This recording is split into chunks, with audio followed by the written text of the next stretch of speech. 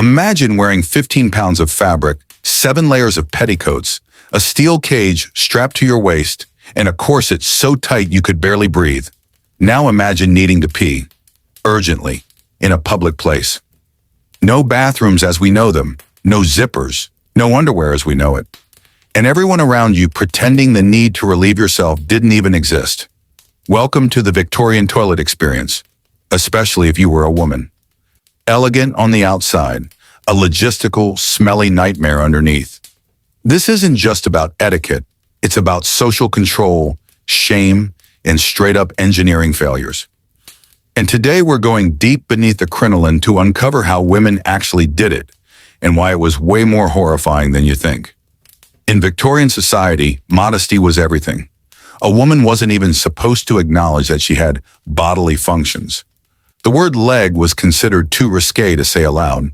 People said limb instead, so you can imagine how taboo it was to talk about going to the toilet.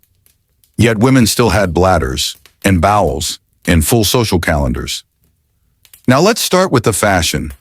Victorian women's dresses weren't just big, they were monstrous. The crinoline, a dome-shaped cage made of horsehair and steel, extended skirts up to 6 feet in diameter. Add several petticoats, a corset pulled tighter than your worst nightmare, and decorative layers on top. Altogether, it made going to the toilet an Olympic-level challenge. But here's the kicker. Most women didn't wear modern underwear.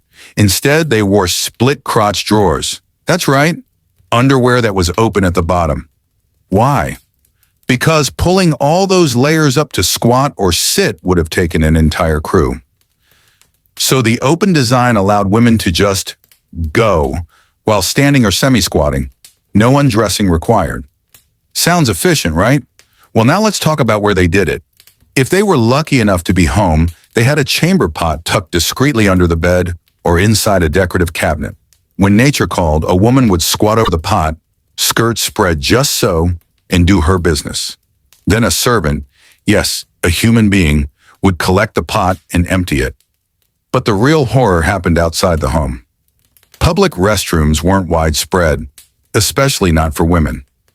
Victorian England believed public toilets encouraged immoral behavior. Women weren't supposed to be out long enough to need one. Still, the world had other plans. Trains, parties, parks. People stayed out for hours. So what did women do? Enter the urinettes, or ladies' portable conveniences. Think of them as 19th century pee funnels. Made of tin or ceramic, these little devices fit discreetly in a reticule, a small handbag. The woman would duck behind a tree, lift her skirts carefully, and pee standing up. That's right, Victorian women were stealth peeing in public before it was cool. Then there were public urinals for women, a French invention known as the urinoir or pissoir, but they were rarely private, and the idea of women using them was considered scandalous. So in most cases, women just held it for hours. Or wore sanitary towels that weren't just for periods. They absorbed urine too. Some were reusable. All were gross. Let's also not forget the horror of train travel.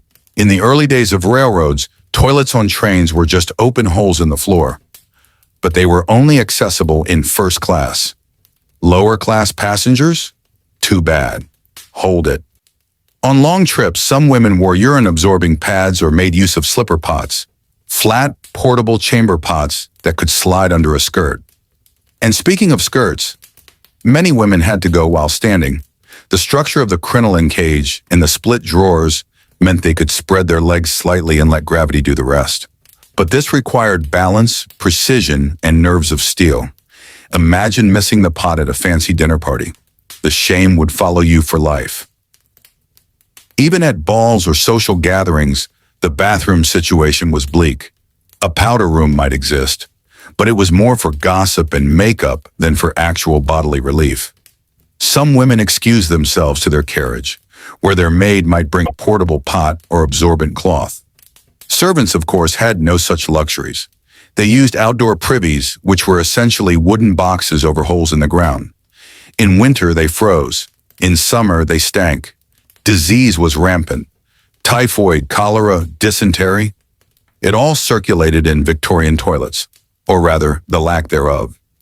Now let's talk about the psychological toll. Imagine holding your bladder for 8 hours in a corset tight enough to bruise your ribs. Imagine the mental math every time you went out. How many cups of tea can I drink before disaster strikes? Women were constantly managing the unmanageable, and it wasn't just uncomfortable, it was dangerous. Urinary tract infections, bladder inflammation, fainting from holding it too long in a corset. These weren't rare, they were routine. And heaven forbid a woman needed to poop. It was nearly unthinkable to discuss. But they did, and the chamber pot, once again, was the star of the show. Except sometimes it wasn't emptied for days and sat under the bed like a ticking olfactory time bomb. At night, women used close stools, essentially chairs with holes and pots inside. But flushing didn't come into the picture until indoor plumbing slowly emerged, mostly for the rich, in the late 19th century. Still, many women died before they ever saw a modern bathroom. There's something deeply ironic here. Victorian society celebrated elegance and refinement in women, but it created a system where their most basic needs were ignored. To go to the bathroom required grace, choreography, and sometimes deception. And if a woman ever accidentally broke wind or left a trace behind, she wasn't just embarrassed, she was humiliated, often publicly. All this because talking about the human body was taboo. And this silence trapped women in literal discomfort. And let's not forget the class divide. Upper-class women had chamber pots with porcelain finishes. Working-class women? Just a tin bucket and a hope for privacy. And as cities grew, waste disposal couldn't keep up. Human waste ran in the streets. The Great Stink of 1858 literally shut down Parliament in London because of the overwhelming smell of untreated sewage from the Thames. Modern plumbing was born out of that disaster. And eventually, toilets as we know them became common. But for many women before then, daily life was a battle between appearance and biology, between elegance and desperation. So the next time you're in a clean private bathroom, flush the toilet with gratitude.